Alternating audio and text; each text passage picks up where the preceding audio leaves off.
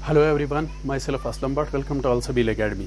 Guys, आज क्या हम पढ़ने वाले हैं? आज पढ़ने वाले हैं हम फिजिकल डिवीजन ऑफ इंडिया, है ना, जो कि ज्योग्राफिया का एक इम्पॉर्टेंट टॉपिक है, physical division of India.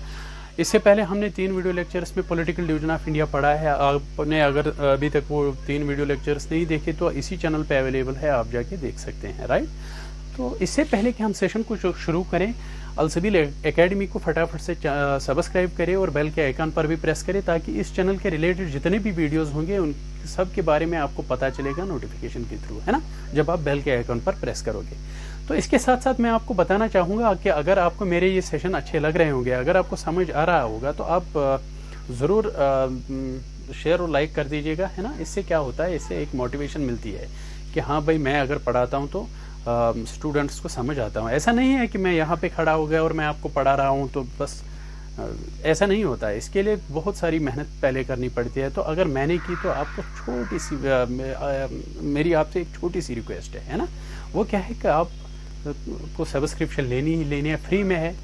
Subscribe करें, बस वही सब्सक्रिप्शन है यार, और बेल के आइकन पर भी प्रेस करें और लाइक और शेयर ज़रूर कर दीजिएगा। और वीडियो के एंड तक बने रहे मेरे साथ ताकि आपको चीज़ें समझ आए, है ना।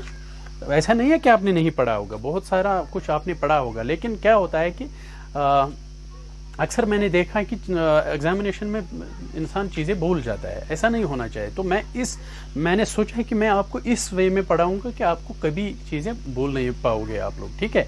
तो चलिए बिना टाइम वेस्ट करते हुए हम अपने टॉपिक की ओर बढ़ते हैं कि सबसे पहले हम क्या पढ़ेंगे। हमने political division of India complete किया है, अब हम फिजिकल डिवीजन पे आएंगे। तो फिजिकल डिवीजन में क्या पढ़ना है हमें कि देखिए, फिजिकल डिवीजन क्या होता है। Physically India is divided into 6 parts on the basis of its natural features. तो ये जो इंडिया को 6 पार्ट्स में डिवाइड किया गया है ड्यू टू नेचुरल फीचर्स, तो इसी को फिजिकल डिवीजन ऑफ कहा जाता है। देखिए कौन कौन से हैं। यहाँ पे हिमालयाज है, नदर्न प्लेन, जो डॉटेड वाला एरिया आपको दिख रहा है ना, तो यही हिमालय है ना, यही हिमालयाज है। और ये जो लाइनिंग वाला एरिया है यही नदर्न प्लेन्स है। और यहाँ peninsular plateau, Indian desert, coastal plain और आइलैंड्स, यहाँ पे अंडमान निकोबार और यहाँ पे लक्षद्वीप। क्या आपको लगता है कि इसमें ह्यूमन इंटरफेरेंस है? ये हिमालयाज जो बने ये ह्यूमन इंटरफेरेंस की वजह से बने हैं? नहीं ना। अगर नहीं तो इसका मतलब कि ये तो नेचुरल फीचर है इंडिया का, है ना। तो इसी नेचुरल फीचर्स की बिना पे जब इंडिया को हम डिवाइड करते हैं 6 पार्ट्स में, तो इस डिवीजन को फिजिकल डिवीजन ऑफ इंडिया कहा जाता है। तो सबसे पहले हम क्या पढ़ेंगे, हम हिमालयाज के बारे में पढ़ेंगे, है ना। तो हिमालयाज के बारे में आपको पता ही होगा है, हिमालयाज 2 वर्ड से बना है, him plus Alia. Him means snow, Alia means about, which means abode of snow। क्यों abode of snow कहा जाता है कि देखिए ये हिमालयाज जो है ना, हिमालयाज abode of snow क्यों है? यहाँ पे बहुत सारा बर्फ जमा रहता है ना, बहुत सारा बर्फ अक्सर होता है इन पहाड़ियों पे। क्यों होता है कि ऊपर आपने देखा होगा कि यहाँ पे नॉर्थ पोल है ना, तो नॉर्थ पोल की वजह से या हाई अल्टीट्यूड की वजह से आपको पता होगा कि क्लाइमेट वेरी करता है ना, टेम्परेचर वेरी करता है फ्रॉम ड्यू टू अल्टीट्यूड। ये हम आगे पढ़ेंगे। तो चलिए फिलहाल आप इतना याद रखिए कि ये अबाउट ऑफ स्नो है, यहाँ पे अक्सर क्या रहता है, बर्फ रहता है ना।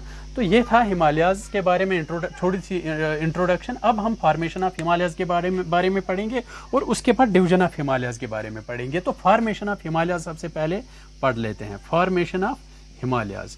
तो formation of Himalayas formation of Himalayas के लिए 2 थ्योरीज आए थे। तो सबसे पहली जो पुरानी थ्योरी है वो क्या है?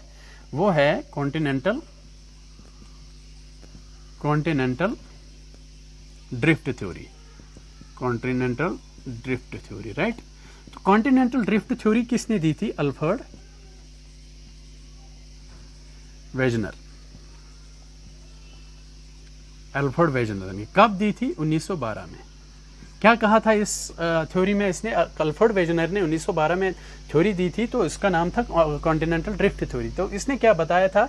इसने बताया था कि ये अर्थ जो है इसमें एक लैंड मास हुआ करती थी, तो उस लैंड मास का एक ही कॉन्टिनेंट हुआ करता था। आज जो आप देख रहे हैं 7 कॉन्टिनेंट्स है ना, Asia, Europe, Africa, Australia, Antarctica, Pacific वगैरह, ये जो आप देख रहे हैं ना, तो नहीं पैसिफिक नहीं, ये जो 7 कॉन्टिनेंट्स आप देख रहे हैं आजकल मैप पे, ऐसा पहले नहीं था। इसने बताया था कि पहले क्या था, पहले एक ही कॉन्टिनेंट हुआ करता था जिसका नाम था पेंजिया।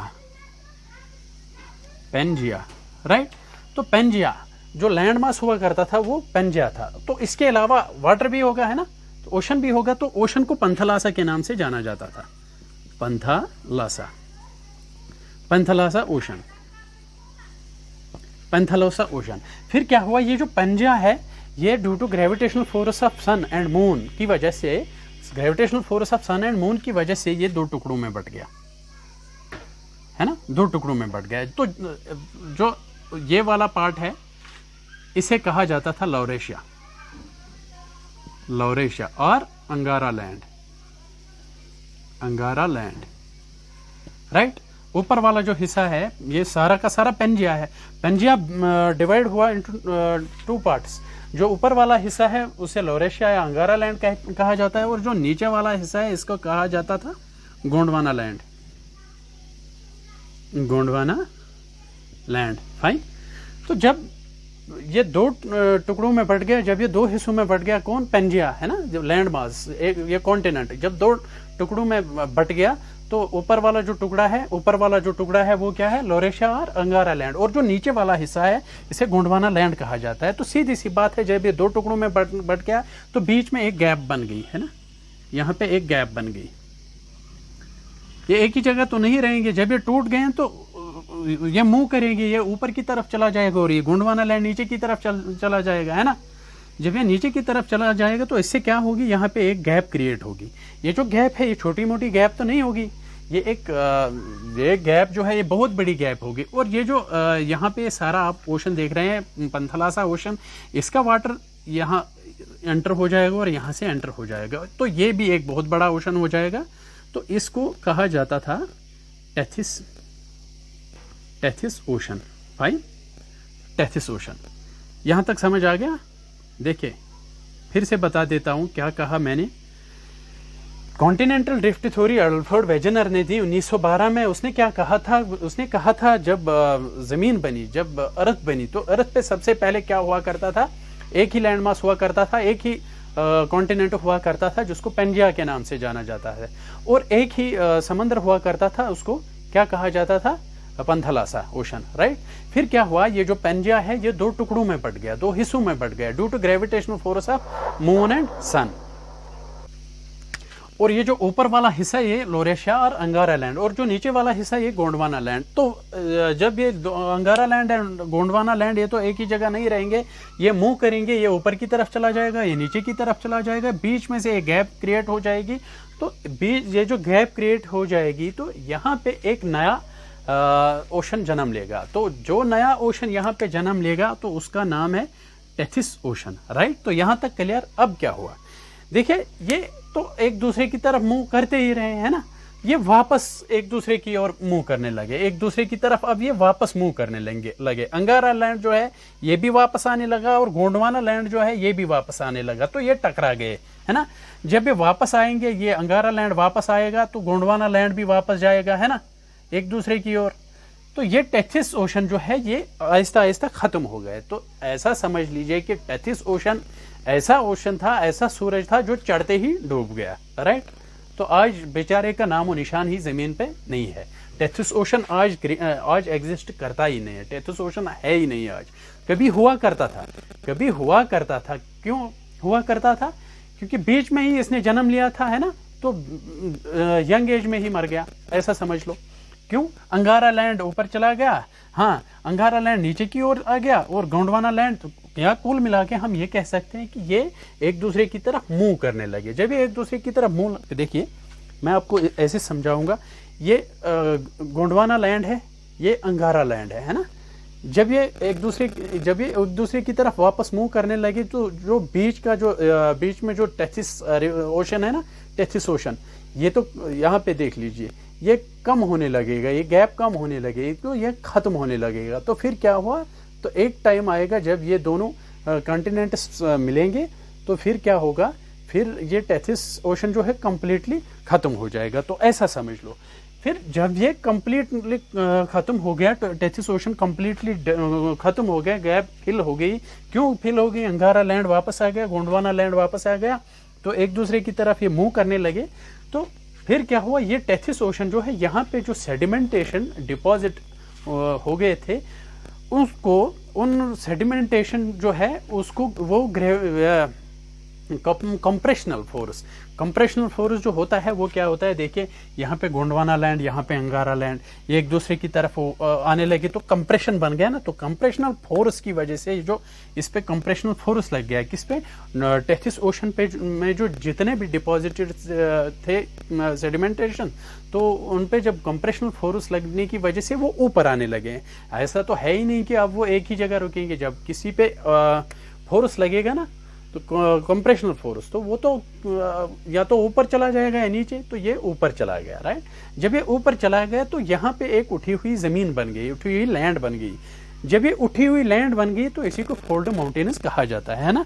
तो अल्फ्रेड अंकल ने क्या कहा था, अल्फ्रेड वेजनर ने क्या कहा था, उसने यही थ्योरी दी थी। इस थ्योरी में यही उसने बताया था कि जब अर्थ हुआ करती थी तो अर्थ में पंथला सा ओशन हुआ करता था, फिर एक ही कॉन्टिनेंट हुआ करता था। कौन कौन सा? ये जो पंथला सा ओशन एंड ये जो है पेंजिया है ना, लैंड मास पेंजिया। फिर क्या हुआ कि gravitational force of sun and moon की वजह से ये पेंजिया जो है दो टुकड़ों में बढ़ गया। जो ऊपर वाला टुकड़ा है ना, ऊपर वाला जो टुकड़ा है उसको अंगारा लैंड कहा जाता है, और जो नीचे वाला हिस्सा है उसको गोंडवाना लैंड कहा जाता है। अब ये जब दो टुकड़ों में बढ़ गया तो बीच में एक गैप क्रिएट हो गई जिसमें पानी भर गया, तो एक नए ओशन ने जन्म लिया वहां पे, जिसको टेथिस ओशन कहा जाता था, है ना।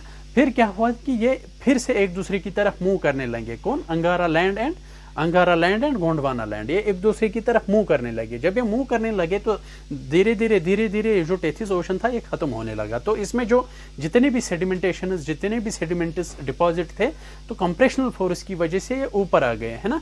तो जब ये ऊपर आ गए तो यहाँ पे एक उठी हुई जमीन बन गई। जब यहाँ पे उठी हुई जमीन बन गई तो इसी को फोल्डेड माउंटेन्स कहा जाता है ना। तो यही फोल्डेड माउंटेन्स जो है इन्हें हिमालय का नाम दिया गया है, राइट।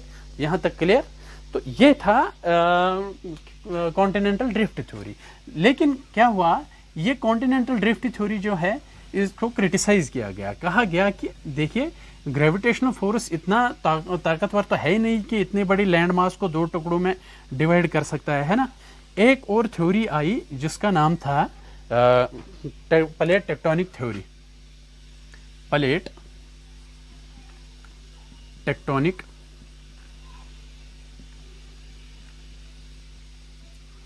Theory, right. मजा आ रहा है?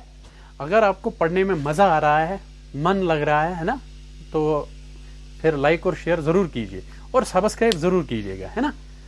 देखिए प्लेट टेक्टोनिक थ्योरी क्या कहती है? प्लेट टेक्टोनिक थ्योरी कहते हैं कि ये जो हिमालयाज है ये दो प्लेट्स के टकराने से बन जाती है ना। दो प्लेट्स की टकराने से बन गए हैं ये जो हिमालयाज है। दो प्लेट्स के टकराने से बन गए हैं, दो प्लेट्स के टकराने से क्रिएट हो गए। कौन कौन सा? इंडो ऑस्ट्रेलियन प्लेट और यूरेशियन प्लेट, है ना। इन्हीं दो प्लेट्स के टकराने की वजह से हिमालयस क्रिएट हो गए, है ना। तो ये है प्लेट टेक्टोनिक थ्योरी। ये मैं समझाऊंगा आपको, लेकिन प्लेट टेक्टोनिक थ्योरी को समझाने से पहले मैं आपको बताऊंगा कि प्लेट्स क्या होते हैं और टेक्टोनिक क्या होती है। देखिए प्लेट्स क्या होते हैं, ये है लैंड नहीं अर्थ। हाँ, और एक बात, लैंड एंड अर्थ में फर्क है। अर्थ जो है ये पूरी की पूरी स्फीयर जो है इसे अर्थ कहा जाता है। अर्थ पे ही वाटर भी है और लैंड मास भी है। ऐसा मतलब कई बच्चों को ये भी कॉन्सेप्ट होता है कि अर्थ को लैंड कहा जाता है और वाटर को वाटर कहा जाता है। ऐसी बात नहीं है। अर्थ से पूरी स्फीयर है, पूरा ग्लोब जो है इसे अर्थ कहा जाता है, और अर्थ पे लैंड मास भी है और वाटर भी है ना।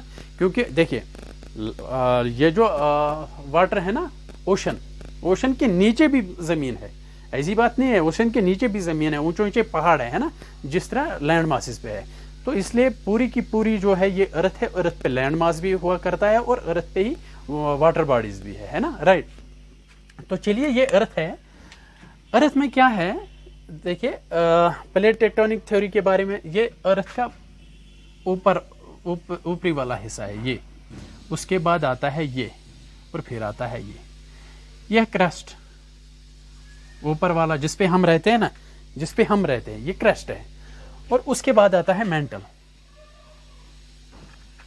मेंटल और कोर, आउटर कोर और इनर कोर। फिलहाल मैं आपको समझाने के लिए सिंपली कोर है ना, कोर। आउटर कोर, पहले आउटर कोर होता है, उसके बाद इनर कोर होता है। मैं आपको बताऊं, चलिए ये भी लिख लीजिए, core, outer core, outer core, fine. यह है इनर कोर। इनर कोर क्या होता है कि इनर कोर जो होता है, ये सर्कल नहीं है, सर्कल नहीं, ये समझो ग्लोब है, ये फुटबॉल है, ये स्फेयर है, स्फेरिकल, राइट। तो जो अंदरूनी हिस्सा है, जो कोर है, इनर कोर है, यहाँ पे टेम्परेचर ज्यादा होता है। ज्यादा टेम्परेचर होने की वजह से ये अर्थ जो है ये पिघल जाती है ना। तो लावा की इख्तियार शक्ल, लावा की फॉर्म में बन जाता है। तो ये जो लावा यहाँ पे बन जाता है, ये लिक्विड फॉर्म में होता है ना। आपको पता ही होगा कि ये जब लावा, कोई भी चीज जब पिघल जाता है तो वो लिक्विड फॉर्म ही इख्तियार कर लेता है ना। आप कुछ भी मान लीजिए, एल्युमिनियम को अगर आप पिघलाओगे तो सबसे पहले वो क्या बनेगा, वो तो लिक्विड फॉर्म में ही पिघल जाएगा ना। जब वो पिघल जाएगा तो लिक्विड फॉर्म में वो रह जाएगा, है ना। तो चलिए, इनर कोर, यहां तक आपने समझा कि यहां पे लिक्विड, ये लिक्विड है ना, लिक्विड फॉर्म में है इनर कोर। क्यों? लावा है ना। क्यों लावा है? क्योंकि इनर कोर में जो टेम्परेचर होता है वो ज्यादा होता है। अब क्या हुआ, यहां पे एक हिस्सा टूट जाता है, और यहां पे एक हिस्सा टूट जाता है, यहां पे एक हिस्सा टूट जाता है ना। बहुत सारे हिस्से टूट जाते हैं, तो इस पे फ्लोट करने लगते हैं, है ना। जमीन का अंदरूनी हिस्सा लावा पे फ्लोट करने लगता है, क्योंकि वो लिथोस्फीयर से टूटे हुए हिस्से होते हैं जो कि इस लावा पे फ्लोट करते हैं। तो ये जो जमीन पे टूटे हुए हिस्से, जमीन के टूटे हुए हिस्से हैं, या लिथोस्फीयर के टूटे हुए हिस्से जो है, जो कि लावा पे फ्लोट करते हैं, है ना, इन्हीं को प्लेट्स कहते हैं। और ये हो गए प्लेट्स। अब टेक्टोनिक क्या होता है? टेक्टोनिक सिंपली होता है मूवमेंट। ये प्लेट्स जो एक दूसरे, देखिए, जब लिक्विड पे कोई सॉलिड चीज रहता है तो वो एक ही जगह रहता ही नहीं, वो मूवमेंट करता है। तो इसी तरह सीधी सी बात है, जब ये वाला हिस्सा भी टूट गया, ये वाला हिस्सा भी टूट गया, यहां से और एक हिस्सा टूट गया, यहां से भी और एक हिस्सा टूट गया, तो इस पे फ्लोट करने लगते हैं, है ना। जब ये फ्लोट कर रहे हैं तो उसी मूवमेंट कहते हैं। और इस मूवमेंट को क्या कहा जाता है? टेक्टोनिक। और टेक्टोनिक प्लेट थ्योरी क्या होती है? सिंपल भाषा में टेक्टोनिक प्लेट थ्योरी वो थ्योरी होती है जिसमें कहा गया है कि प्लेट जो होते हैं ये एक दूसरे की तरफ मूव कर रहे हैं, है ना। तो हिमालय की जो फॉर्मेशन हुई है, कहा जाता है कि प्लेट टेक्टोनिक थ्योरी की वजह से ही हुआ, मतलब इसकी फॉर्मेशन हो गई है। देखिए कैसे, ये है यूरेशियन प्लेट,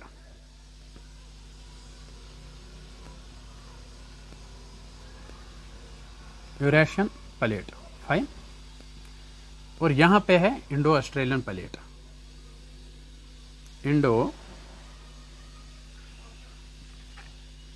ऑस्ट्रेलियन प्लेट, है ना। ये किस पे फ्लोट कर रहे हैं? नीचे लावा पे। लावा क्या है? लिक्विड फॉर्म में, है ना। ये इसी पे फ्लोट कर रहे हैं। तो अब क्या होगा, जो जितना भारी होगा वो उतना पानी में डूब जाएगा, है ना। उतना हिस्सा, उसी हिसाब से वो पानी में डूब जाएगा, और जो जितना हल्का होगा उतना उसी हिसाब से वो ऊपर फ्लोट करेगा, है ना। तो ये वाला जो है, ये भारी प्लेट है, इंडो ऑस्ट्रेलियन प्लेट भारी प्लेट है। भारी मीन्स हाई डेंसिटी प्लेट। ये जो यूरेशियन प्लेट है, ये लो डेंसिटी प्लेट, यानी लाइटर, है ना। हाई डेंसिटी भारी, लो डेंसिटी हल्का। अब ये जो इंडो ऑस्ट्रेलियन प्लेट है ना, इंडो ऑस्ट्रेलियन प्लेट जो है ये क्या है? इंडो ऑस्ट्रेलियन प्लेट जो है ये ऑस्ट्रेलियन प्लेट है, और इंडिया का हिस्सा भी इसमें है, और वो भी इसी में आया है। तो क्या हुआ, ये नीचे की ओर सबडक्ट करेगा, भारी है ना, हाई डेंसिटी की वजह से ये भारी है, ये नीचे की तरफ सबडक्ट करेगा। और ये जो यूरेशियन प्लेट है ये लो डेंसिटी है, हल्का है, तो ये ऊपर की ओर फ्लोट करेगा, ये ऊपर की ओर फ्लोट करेगा, ये ऊपर की ओर इसने फ्लोट किया। देखिए ऐसा नहीं है कि दो प्लेट टकराए गए तो ये एक ही जगह रहेंगे, ये तो अपना रास्ता निकालेगी, या ये ऊपर जाएगा या ये ऊपर जाएगा। अब कौन ऊपर जाएगा, इसमें भी प्रोसेस है, ऊपर वही जाएगा जो हल्का होगा, और जो भारी होगा वो नीचे की तरफ धंस जाएगा। और यहाँ पे एक जोन क्रिएट होता है, यहाँ पे एक जोन क्रिएट होता है, उसे सबडक्शन जोन कहा जाता है। Subduction zone, fine. जब सबडक्शन जोन यहाँ पे क्रिएट होगा, ये जो इंडो ऑस्ट्रेलियन प्लेट है नीचे की तरफ सबडक्ट करेगा। तो नीचे क्यों सबडक्ट करेगा, ये मैंने आपको पहले ही बताया कि प्लेट्स वो होते हैं, ये लिथोस्फीयर से कुछ टूटे हुए टुकड़े लावा पे फ्लोट कर रहे हैं। तो जब ये लावा पे फ्लोट कर रहे हैं तो इसका मतलब ये जब नीचे की तरफ धंस जाएगा तो नीचे भी ये हाई टेम्परेचर की वजह से जो इनर कोर है, जमीन जो अर्थ का इनर कोर है, वहां पे ये लावा का फॉर्म इख्तियार कर ले, ये भी पिघल जाएगा due to high temperature in inner core, है ना। तो जब ये नीचे की तरफ धंस जाएगा तो ये यूरेशियन प्लेट हल्का होने की वजह से ऊपर की तरफ चला जाएगा। ये जो ऊपर की तरफ उठा हुआ हिस्सा है, यही फोल्डेड माउंटेन्स है। These are called folded mountains, and इनको हिमालयाज का नाम दिया गया है। इन्हीं फोल्डेड माउंटेन्स को हिमालयाज का नाम दिया गया है। और कहा जाता है, देखिए मैं ये मिटाऊंगा, आपको ये समझ आ गया होगा, आई एम श्योर। देखिए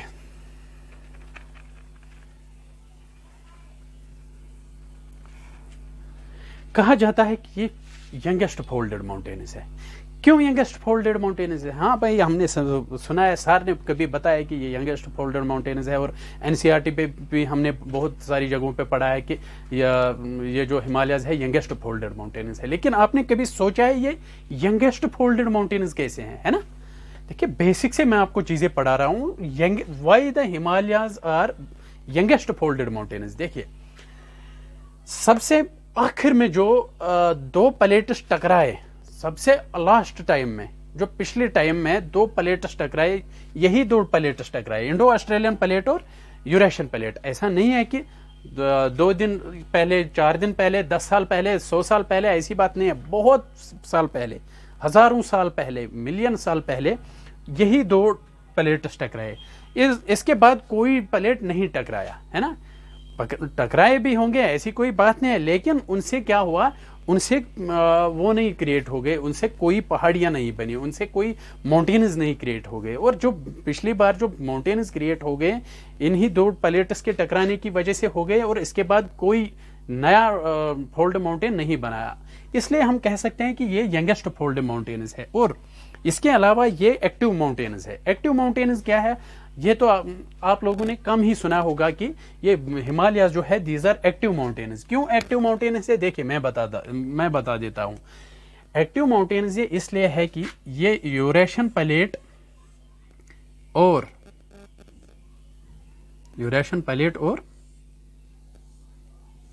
इंडो ऑस्ट्रेलियन प्लेट जो है, ये आज भी एक दूसरे के साथ मिले हुए हैं, ये नीचे की ओर दस्ता चला जा रहा है, ये ऊपर की ओर चला जा रहा है। इसकी हाइट बढ़ती जा रही है। ऐसा नहीं है कि आने वाले 10 सालों में, 15 सालों में इसकी हाइट सैकड़ों में रेज हो जाएगी, ऐसी बात नहीं है। लेकिन अगर थोड़ा ही ये इसकी हाइट बढ़ती है तो बढ़ती है, इसलिए इसे एक्टिव माउंटेन्स भी कहा जाता है ना। तो और एक पॉइंट यहां पे आता है, सर अगर ये यंगेस्ट माउंटेन्स है तो ओल्डेस्ट माउंटेन्स ऑफ इंडिया कौन है? अरावली रेंज है ना। ये तो यूं ही मन में आया। अरावली रेंज कहां पे है? यहां पे राजस्थान में है ना। अरावली रेंज यहां पे oldest mountain ranges in India, है ना। Oldest fold mountain ranges in India, है ना। तो चलिए ये थे फॉर्मेशन ऑफ हिमालयाज। अब हम डिवीजन ऑफ हिमालयाज के बारे में पढ़ेंगे, है ना। फॉर्मेशन ऑफ हिमालयाज तो हो ही गया आपका, अब हम डिवीजन ऑफ हिमालयाज पढ़ेंगे। Division of Himalayas, division of Himalayas. Himalayas को डिवाइड किया गया, आपने अक्सर सुना होगा कि हिमालयाज को 3 पार्ट्स में डिवाइड किया गया है। ऐसी कोई बात नहीं है। हमने ये सुना है कि greater Himalayas, middle Himalayas and Shivalik, लेकिन ऐसी बात नहीं है। हिमालयाज को 5 पार्ट्स में डिवाइड किया गया है। कितने पार्ट्स में? 5 पार्ट्स में। पहला जो हो गया वो है ट्रांस हिमालयाज, ट्रांस हिमालयाज, और दूसरा जो है वो है ग्रेटर हिमालयाज या great Himalayas, what ever you से, ग्रेट हिमालयाज, ग्रेट हिमालयाज या हिमाद्री भी, इसको हिमाद्री, दूसरा नाम हिमाद्री है ना, हिमाद्री। और इसके बाद आता है तीसरे नंबर पे मिडिल हिमालयाज। इसकी लोकेशन टेंशन मत लीजिए, इसकी लोकेशन भी मैंने पहले ही आपको बताया, सारा कुछ हम मैप के थ्रू ही पढ़ेंगे। फिलहाल आप याद रखिए, मिडिल हिमालयाज, ग्रेट हिमालयाज के बाद आता है मिडिल हिमालयाज, है ना, मिडिल हिमालयाज या लेसर हिमालयाज भी इनको कहा जाता है, लेसर हिमालयाज, या और एक नाम से इनको जाना जाता है वो है हिमाचल, हिमाचल। और चौथे नंबर पे आता है शिवालिक, शिवालिक बाबा। और शिवालिक बाबा के बाद आता है 5वें नंबर पर पूर्वांचल, पूर्वांचल, है ना। तो मैं इसकी लोकेशन सबसे पहले बता देता हूं। ये ग्रेट हिमालयाज जो है, ये ट्रांस हिमालयाज जो है, ये यहां पे लद्दाख में है ना। यहां पे कोराकोरम रेंज है ना। फिर आता है, ठहरिए ये मैं मिटा देता हूं, राइट, कोराकोरम रेंज। उसके बाद आता है लद्दाख रेंज और कैलाश रेंज, है ना। उसके बाद आता है जास्कर रेंज। तो ये 3 रेंजेस है जो है, ये 4 रेंजेस जो है, ये क्या है, इसको मैं आगे एक एक मतलब एक एक के बारे में पढ़ाऊंगा कि यहाँ पे इसकी क्या फीचर्स है, इसके क्या फीचर्स है, इसके क्या फीचर्स है, और एक एक के रेंज के बारे में मैं आपको पढ़ाऊंगा। टेंशन ना लो, फिलहाल मैं आपको मतलब एक इंट्रोडक्शन दे रहा हूँ।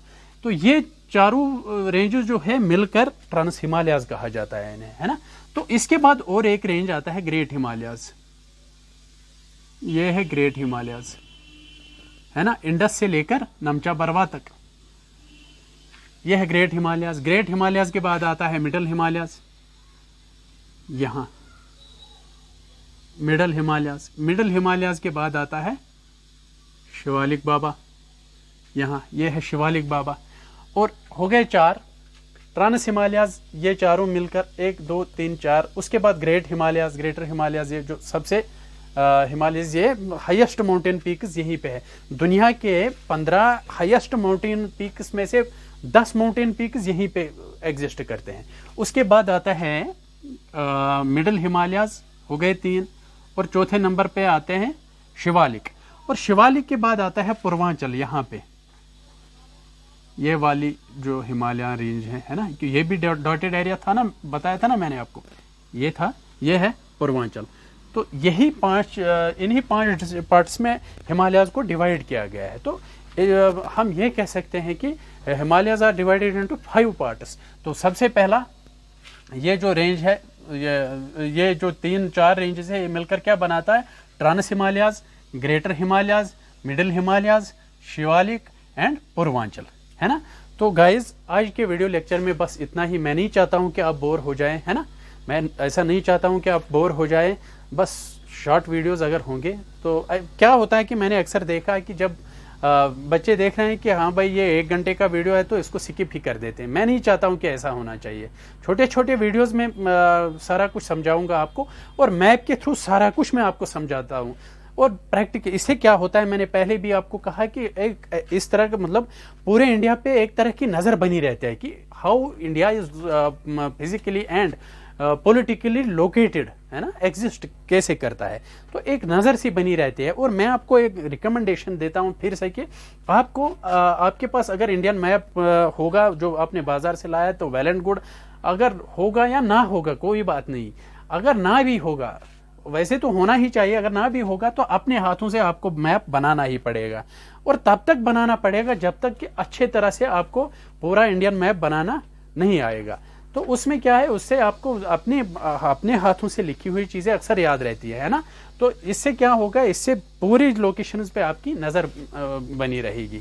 तो दीजिए आज की वीडियो लेक्चर में इजाजत, मिलते हैं नेक्स्ट वीडियो लेक्चर में, तब तक के लिए अल्लाह हाफिज।